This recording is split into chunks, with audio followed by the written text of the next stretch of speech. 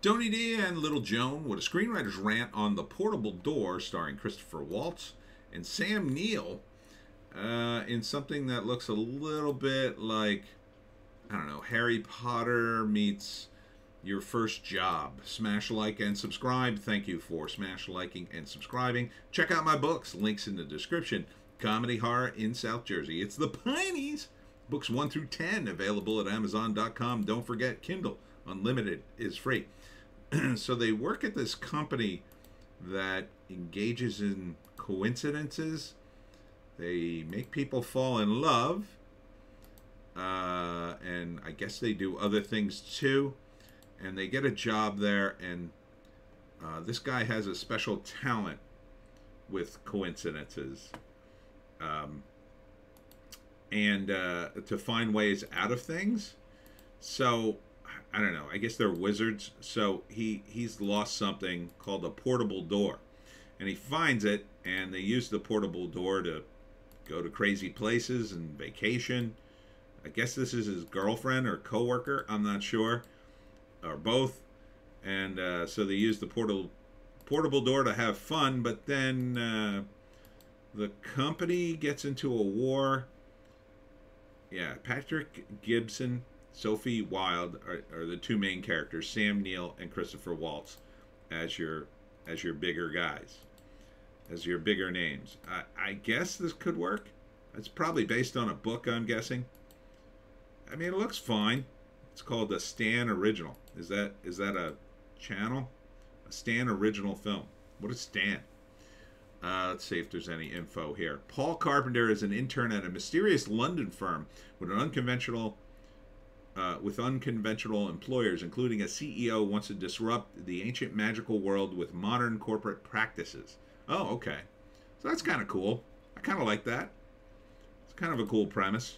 Could work. So yeah, it's like Harry Potter meets corporations. And they're all older wizards who run the company, I guess. So, yeah. Guess this will be fun. And Christopher Waltz, yeah, could be fun. I mean, I like these movies. They're a little too cutesy at some degree. I wish they'd be a little, I don't know what the word is, less cutesy, I'd say. More pragmatic in their presentations. But I could get behind this. You know, it reminds me, its tone is very much Harry Potter. It's this sort of light, whimsical tone. I don't like the whimsy that much. That's what's annoying me. Too much whimsy. These aren't children like in Harry Potter. These are adults. So, you know. But I don't know. I guess it could be cool for one movie. I don't. Is it going to be a whole franchise? I don't want to invest in a whole franchise, but for one movie, it could be kind of cool. You know, it's.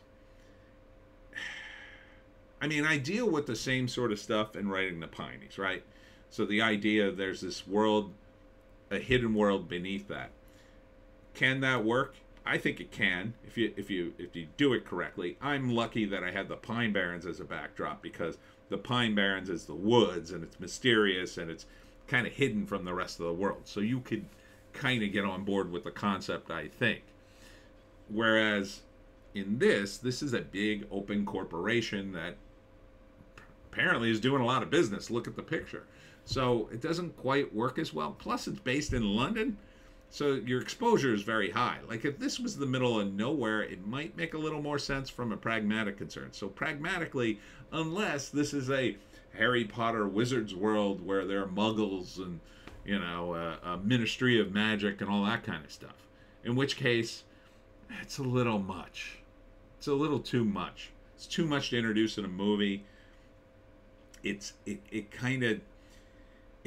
makes it much less grounded in reality. Now you're not introducing a concept. You're introducing a whole other world based on magic. And a whole other world based on magic, yeah, I don't... Like the idea that, oh yeah, you know, you've got, I don't know, various competing wizard organizations in the corporate world.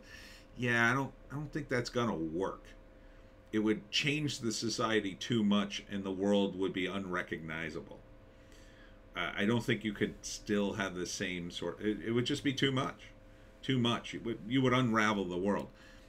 But if it's a hidden corporation, and there's only one, maybe you can make it work. But in London, I don't know, man. I don't know. It doesn't appear to be very hidden, and that's kind of the problem I have with it.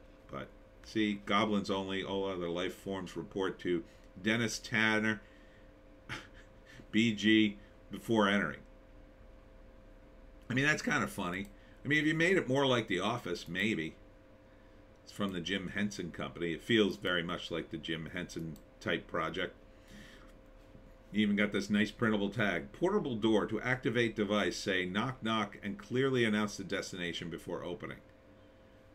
So did they make a bunch of these portable doors? Yeah, it's odd, right?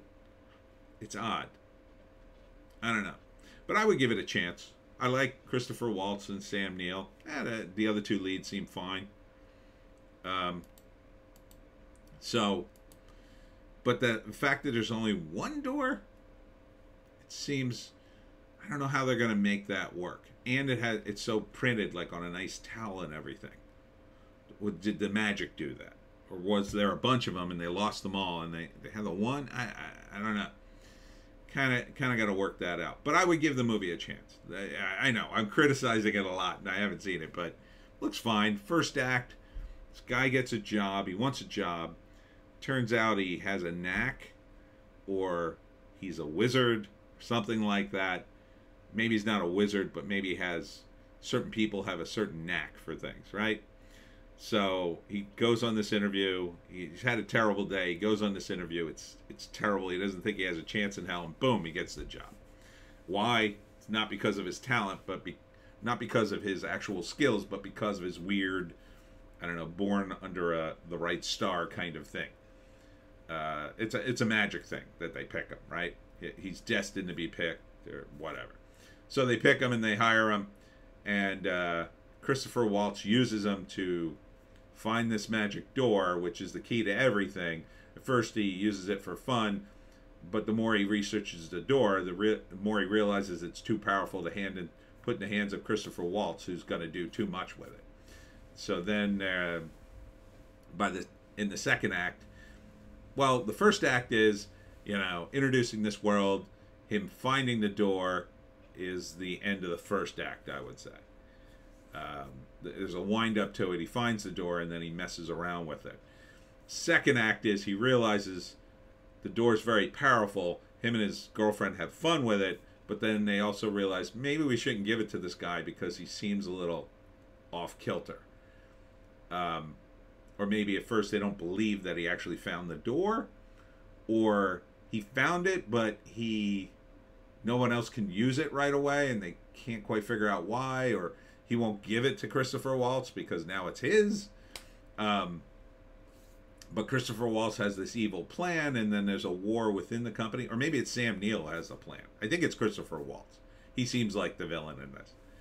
Like, he's a nice guy at first, and Sam Neill's the gruff guy. But then later you realize, no, it's Christopher Waltz is the bad guy. And Sam Neill, although he's gruff, is actually the one with his head on his shoulders, because he's more a traditionalist. And so then there's a battle in the company to get the door, and then the kid won't give it because he realizes what's happening. The third act is the big fight between the corporate wizards.